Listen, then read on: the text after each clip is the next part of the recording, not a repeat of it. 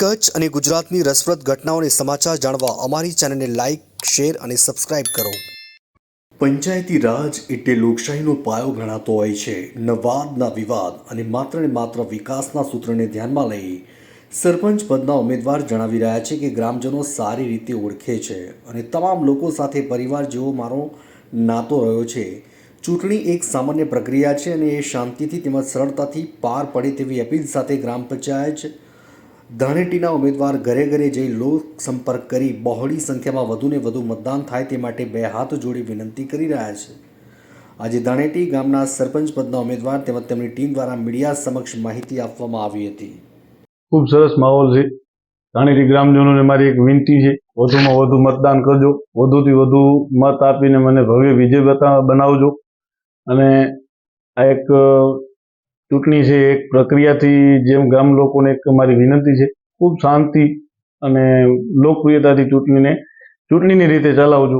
ખૂબ સારા અનુભવ છે। ધાણેટી ગ્રામજનો સાથે મારો ખૂબ સારો એવો નાતો છે, ઘરનો જ છે, પરિવાર આખો પારિવારિક નાતો છે, એટલે બધા વાકેફ છે, ઓળખે છે અને અગાઉના કામો છે એનાથી પણ વાકેફ છે। પછી અમારો એક સૂત્ર છે, ન વાદ ન વિવાદ, માત્ર ધાણેટીનો વિકાસ, એ યાત્રાને આગળ લઈને નીકળ્યા છે અને લોકસંપર્ક ચાલુ છે। આજે પણ લોકસંપર્ક કરવાના છીએ। લોકશાહીનું પર્વ એટલે મૂળ જોઈએ તો પાયો કહેવાય। ગ્રામ પંચાયતની ચૂંટણી એટલે પાયોનું કહેવાય। એટલે ગ્રામ પંચાયતની ચૂંટણી જ્યારે ચાલુ થાય ત્યારે ખરેખર લોકોએ નક્કી કરવાનું કે ભવિષ્ય પોતાનું ગામનું કેવું હશે એમ નક્કી કરવાનું છે।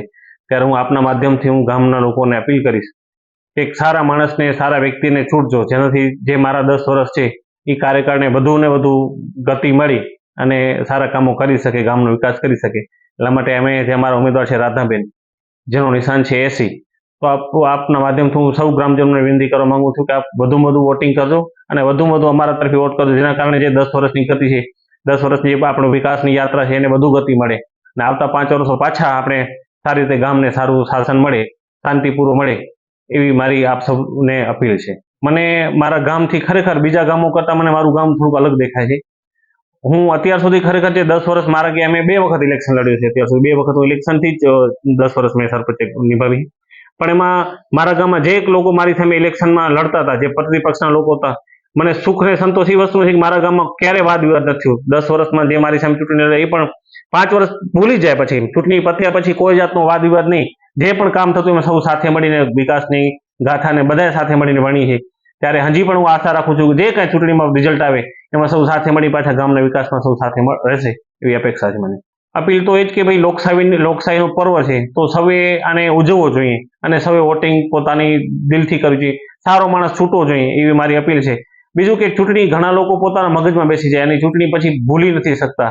આ દુઃખદ વસ્તુ છે કે માણસ ભૂલે નહીં તો એ આગળ જતા પોતાના પરિવારને, સમાજને ઘણું બધું નુકસાન થવાના કારણે તો એ ભૂલીને એક ચૂંટણીના પર્વને જે કાંઈ રિઝલ્ટ આવે શિરોમાને ગણી અને વિકાસમાં જોડાઈ જવું જોઈએ એવી મારી એક અપીલ છે સૌ કચ્છવાસીઓને। સૌ ગ્રામ પંચાયતમાં જે સરપંચો સૌને શુભેચ્છાઓ ખૂબ ખૂબ, અને જે પણ જીતે એને ખરેખર લાગી જવું જોઈએ, હારે એને પણ પોતાને હાર સ્વીકારી અને સાથે મળીને કામ કરવું જોઈએ।